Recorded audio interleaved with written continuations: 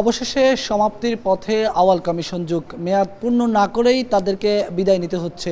একটু জানিয়ে রাখতে চাই যে ২০২২ সালের ২৭ ফেব্রুয়ারি কাজী হাবিবুল সাবেক আমলা কাজী হাবিবুল আউয়ালের নেতৃত্বে ৫ সদস্যের নির্বাচন কমিশনকে শপথ পাঠ করানো হয়। এর পরের দিনে তারা দায়িত্বভার গ্রহণ করে। এই কমিশনে একজন সাবেক বিচারক, একজন সাবেক সেনা কর্মকর্তা, ৩ জন সিনিয়র সচিব এই কমিশনের দায়িত্ব পালন করেছেন দীর্ঘ এতদিন ধরে। এখনও তারা দায়িত্ব পালনরত অবস্থায় আছেন।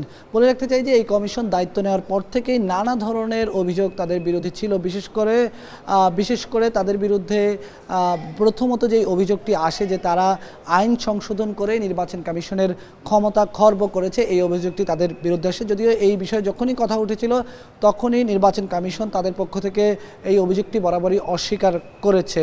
এরপরে তাদের বিরুদ্ধে সাংবাদিকরা বিভিন্ন নির্বাচনে দায়িত্ব পালন করতে, সাংবাদিকদেরকে দায়িত্ব পালনে বিভিন্ন বিধিনিষেধ আরোপ করা, সাংবাদিকদের দায়িত্ব পালনে বিভিন্ন খড়গ চাপিয়ে দেওয়ারও কিন্তু অভিযোগ তাদের বিরুদ্ধে ছিল। নানা ধরনের অভিযোগ ছাপিয়ে তাদের বিরুদ্ধে সবচেয়ে বড় যে অভিযোগটি এসেছিল সেটি হচ্ছে ২০১৮ সালে একটি ডামি নির্বাচন অনুষ্ঠিত হয়েছিল, যেখানে একটি দল তারাই নির্বাচন করেছিল এবং প্রতিদ্বন্দ্বী প্রার্থীও তাদের দল, অর্থাৎ মূল প্রার্থী এবং প্রতিদ্বন্দ্বী প্রার্থী দুই প্রার্থী কিন্তু তাদের দল থেকে নির্বাচন করেছিল। সেই ডামি নির্বাচনের আয়োজন করার কারণেই আওয়াল কমিশনের বিরুদ্ধে কিন্তু অনেক বড় অভিযোগ ছিল এবং সেই কমিশন সেই নির্বাচন যে ২০২৪ সালের ৭ জানুয়ারি যে নির্বাচন অনুষ্ঠিত হয়েছিল, সেই নির্বাচনের প্রথম ৭ ঘন্টায় নির্বাচন কমিশনের পক্ষ থেকে বলা হয়েছিল যে সারাদিনে ২৭% ভোট পড়েছে। যদিও নির্বাচনের যে সার্বিক চিত্র আমরা দেখেছিলাম সেই চিত্র কিন্তু বলেছে যে ভোটার উপস্থিতি খুব একটা ছিল না, বেশিরভাগ কেন্দ্রেই কিন্তু ভোটার উপস্থিতি কম ছিল। ২৭% ভোটার উপস্থিতি নিয়েও কিন্তু যেখানে অনেক ধরনের সন্দেহ ছিল, অনেক ধরনের আলোচনা সমালোচনা ছিল, সেখানে হুট করে পরের ১ ঘন্টা পরেই এই ২৭% থেকে আরও বাড়িয়ে সেটাকে ৪০%-এর উপরে বলা হয়েছিল যে ভোটের হার ৪০%-এর উপরে পড়েছে। সব মিলিয়ে এই আলোচনাগুলো আওয়াল কমিশনের বিরুদ্ধে ছিল। আওয়াল কমিশনকেই নানা ধরনের অভিযোগ তাদের বিরুদ্ধে ছিল। যদিও তারা বরাবরই বলে এসেছিলেন তারা আইনানুগভাবে তারা তাদের দায়িত্ব পালন করেছেন এবং সিসি ক্যামেরার আওতায় কয়েকটি সিটি কর্পোরেশন নির্বাচন আনার পর সিসি ক্যামেরা থেকেও তারা সরে আসতে বাধ্য হয়েছিল এবং এইটাও তাদের উপরে এক ধরনের অভিযোগ এসেছিল যে তারা তৎকালীন সরকারের পরামর্শেই বা সরকারের চাপেই তারা সিসি ক্যামেরা থেকে সরে আসতে বাধ্য হয়েছিল এবং ইভিএম থেকে সরে আসে তারা। নানা ধরনের কার্যক্রমেই তাদেরকে বিভিন্ন মহল থেকে রাজনৈতিক বিশ্লেষকরা, নির্বাচন বিশ্লেষকরা বলেছিল যে তারা সরকারের পরামর্শেই কিন্তু সব কাজ করেছেন। এই অভিযোগগুলো তাদের মধ্যে ছিল। সার্বিকভাবে দেশে ভোটারবিহীন নির্বাচন কিংবা নির্বাচনে ভোটারের অনুপস্থিতি সব মিলিয়ে এক ধরনের যেই সার্বিক একটা পরিস্থিতি সামগ্রিকভাবে দেশে তৈরি হয়েছে, সেই পরিস্থিতির আলোকেই কিন্তু আমরা দেখেছি যে সর্বশেষ যেই কোটা সংস্কার আন্দোলন শুরু হয়েছে, কোটা সংস্কার আন্দোলন থেকে ৯ দফার আন্দোলন, সেখান থেকে ১ দফায় চলে যাওয়া এবং এই যে সামগ্রিক এই আন্দোলন এবং যে দমন নিপীড়নের অভিযোগ করা হয়েছিল গত সরকারের বিরুদ্ধে, আর সব কিছুর মূলেই বলা হয়েছিল যে যেই সরকার জনগণের ভোটে যদি কোনো সরকার নির্বাচিত না হন, জনগণের কাছে যদি কোনো ধরনের জবাবদিহিতা না থাকে, তাহলেই তারা এই ধরনের একটি স্বৈরতান্ত্রিক সরকার কিন্তু তখন একটি রাষ্ট্রতন্ত্র স্বৈরতন্ত্রের রূপ নেয়। তো সব মিলিয়ে দেশের যে সার্বিক পরিস্থিতি তৈরি হয়েছিল, বিভিন্ন বড় বড় প্রকল্পে যে দুর্নীতির অভিযোগ উঠেছিল, নানা ধরনের যে অভিযোগগুলো উঠেছিল, সব কিছুর মূলেই কিন্তু এই নির্বাচন। অর্থাৎ বলা হয় যদি জবাবদিহিমূলক সরকার থাকতো, ভোটের মাধ্যমে যদি সরকার নির্বাচিত হয়ে আসতো, তাহলে হয়তো দেশের আজকে এই ধরনের প্রেক্ষাপট কিংবা এই ধরনের পরিস্থিতি তৈরি হতো না।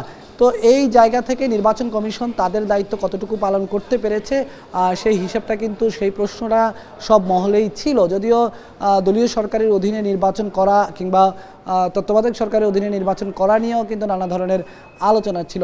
সবশেষ আমরা যেটি দেখেছি যে ৫ আগস্ট শেখ হাসিনা সরকারের পতন, একই সঙ্গে শেখ হাসিনা দেশ ছেড়ে পালিয়ে যাবার পরের দিনে কিন্তু সবগুলো রাষ্ট্রীয় কাঠামো, সাংবিধানিক কাঠামোতে যখন সংস্কারের আওয়াজ উঠে, তখনই কিন্তু পরের দিন নির্বাচন কমিশনে কিন্তু একটি আলোচনা আমরা শুনেছি যে তখনই নির্বাচন কমিশনাররা জরুরি একটি বৈঠক করেছিলেন, তারা তখনই কিন্তু পদত্যাগ করার সিদ্ধান্ত নিয়েছিলেন তারা। কিন্তু একজন নির্বাচন কমিশনার বাকি ৪ জন নির্বাচন কমিশনারকে এই সিদ্ধান্ত থেকে থামিয়ে দিয়েছেন। তিনি বলেছেন যে তখন যদি তারা পদত্যাগ করতো তাহলে এক ধরনের শূন্যতা তৈরি হতো এবং নির্বাচন কমিশনের উপরে নানা ধরনের অপ্রীতিকর পরিস্থিতি, নির্বাচন সচিবালয়, কমিশন সচিবালয়কে কেন্দ্র করে নানা ধরনের অপ্রীতিকর পরিস্থিতি তৈরি হতে পারত। সেই কথা বলে তারা তখন পদত্যাগ করেননি। তবে গত কয়েকদিন ধরে তারা দায়িত্ব পালন যেটি আমরা দেখেছি, তারা অনেকটা গাছাড়াভাবেই নির্বাচন কমিশনে এসেছেন। এসি সচিবালয়ে তারা খুব একটা নিয়মিত যে অফিস করেছেন সেটি কিন্তু নয়। আমরা দেখেছি তারা অনেক দেরিতে এসে অনেক তাড়াতাড়ি অফিস থেকে চলে গিয়েছেন। সার্বিকভাবে মনে হয়েছে যে তারা নির্বাচন কমিশনে যে তারা আর থাকছেন না, নির্বাচন কমিশনার হিসেবে যে তারা দায়িত্ব পালন করবেন না, এইটি মোটামুটি তাদের আচরণেই কিন্তু অনেকটা স্পষ্ট হয়ে উঠেছিল। এবং একজন নির্বাচন কমিশনার কিন্তু তিনি সরকারের পতনের কয়েকদিনের পরেই, 2-3 দিন পরেই তিনি তার দপ্তরে যে সমস্ত কর্মকর্তা কর্মচারীরা রয়েছেন তাদের কাছ থেকে বিদায় নিয়ে তিনি কিন্তু নির্বাচন কমিশন থেকে চলে গেছেন। এবং তার সঙ্গে আমি ব্যক্তিগতভাবে কথা বলেছি, তিনি যেটা জানিয়েছেন তিনি অসুস্থ বা হয়তো কবে আসেন না আসেন এই কারণে তিনি বিদায় নিয়েছেন। সেই সময় কিন্তু তারা পদত্যাগের বিষয়টি স্বীকার করতে চায়নি। এরপরও সাংবাদিকরা নানাভাবেই তাদের পদত্যাগের বিষয়টি নিয়ে নির্বাচন কমিশনারদের কাছে যখন জানতে চেয়েছিলেন তখন তারা বলেছেন তাদেরকে কোনো রাষ্ট্রপতি কিংবা আন্দোলনকারীরা কিংবা কোনো মহল থেকে যদি পদত্যাগে কোনো ধরনের চাপ সৃষ্টি না হয় তারা কেন পদত্যাগ করবেন, এটা তাদের মধ্যে এই ধরনের একটি দৃঢ় অবস্থান ছিল। এই সব কিছুর আলোচনা ছাপিয়ে আমরা দেখেছি গত 2 দিন থেকেই তাদের পদত্যাগের আলোচনাটা চলছিল। এবং সর্বশেষ আমরা আজকে নির্বাচন কমিশনে যেই তথ্যটি পেয়েছি যে তারা প্রত্যেকেই আলাদা আলাদা পদত্যাগপত্র লিখে সেই পদত্যাগপত্রে তারা স্বাক্ষর করেছেন এবং স্বাক্ষর করে সেই পদত্যাগপত্র আপাতত তাদের কাছে রেখে দিয়েছেন। তারা রাষ্ট্রপতির কাছে হয়তো সেই পদত্যাগপত্রটি জমা দিবেন, তবে কবে নাগাদ তারা পদত্যাগপত্র জমা দেবেন এই বিষয়ে এখনও তারা খোলাসা করে কিছু বলেননি। আমরা আজকে দুপুর 2টায় প্রধান নির্বাচন কমিশনারের নেতৃত্বে একটি বৈঠক অনুষ্ঠিত হয়েছিল। আমরা সেই বৈঠক শেষে প্রধান নির্বাচন কমিশনারকে তার সামনে আমরা প্রশ্ন রেখেছিলাম এবং তাকে আমরা প্রশ্নের মুখোমুখি করেছিলাম যে আসলে আপনারা পদত্যাগের সিদ্ধান্তটা কবে নেবেন বা এ বিষয়ে আপনাদের সর্বশেষ অবস্থান কি। প্রধান নির্বাচন কমিশনার তিনি বলেছিলেন আগামীকাল দুপুর 12টায় একটি জরুরি সংবাদ সম্মেলন ডাকা হয়েছে, সেই সংবাদ সম্মেলনে তারা সব কিছু খোলাসা করবেন। এবং রাষ্ট্রপতি তাকে ডেকেছেন, এটিও কিন্তু তিনি আজকে আমাদের সঙ্গে কথা বলার সময় এই বিষয়টি উল্লেখ করেছেন। অর্থাৎ আগামীকাল 12টায় যেই সংবাদ সম্মেলন করা হচ্ছে সেই সংবাদ সম্মেলনে হয়তো ধারণা করা হচ্ছে পদত্যাগের ঘোষণা আসতে পারে অথবা পদত্যাগের সিদ্ধান্ত কিংবা তাদের পক্ষ থেকে যেই কথাগুলো সেই কথাগুলো আসতে পারে। এই যে এতগুলো অভিযোগ এই নির্বাচন কমিশনের বিরুদ্ধে ছিল, সার্বিকভাবে এই নির্বাচন কমিশন কিন্তু কখনোই সেই অভিযোগগুলোকে তারা স্বীকার করেনি। তারা বারবারই বলে এসেছিল যে তারা আইনানুগভাবেই তারা নির্বাচন কমিশনে তাদের দায়িত্ব পালন করেছে। একটি নির্বাচনে আমরা দেখেছি তারা শক্ত অবস্থানে ছিল, সেটি গাইবান্ধা 5 আসনের উপনির্বাচন।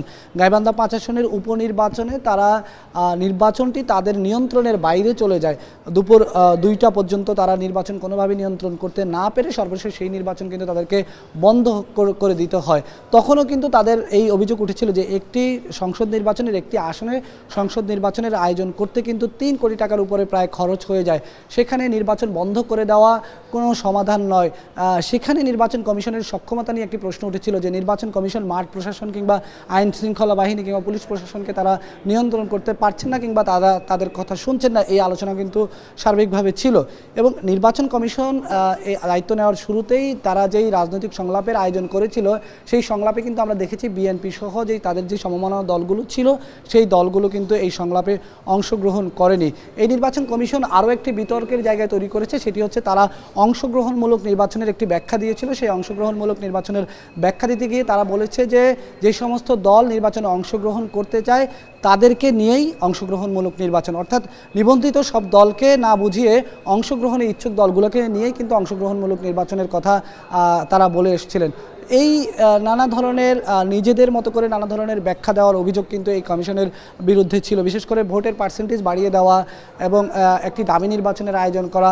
সার্বিকভাবে এই নির্বাচন কমিশন যেই দায়িত্ব পালন করেছে, এমনকি এই নির্বাচন কমিশনের সময় জাতীয় পরিচয়পত্র নির্বাচন কমিশন থেকে স্বরাষ্ট্র মন্ত্রণালয়ে যাওয়ার যে সিদ্ধান্ত হয়েছিল সেই সিদ্ধান্তে কিন্তু ক্ষুব্ধ হয়েছে নির্বাচন কমিশনের একেবারে মাঠ প্রশাসন থেকে সচিবালয়ের কর্মকর্তারা, মাঠ পর্যায় থেকে সচিবালয়ের কর্মকর্তারা তারা ক্ষুব্ধ হয়েছিলেন এবং তারা বলেছেন যে নির্বাচন কমিশন থেকে জাতীয় পরিচয়পত্র নিয়ে যাওয়ার যে সিদ্ধান্ত বাস্তবায়িত হয়েছে সেই সিদ্ধান্তের মধ্যে ভূমিকা রেখেছে কিন্তু বর্তমান নির্বাচন কমিশন।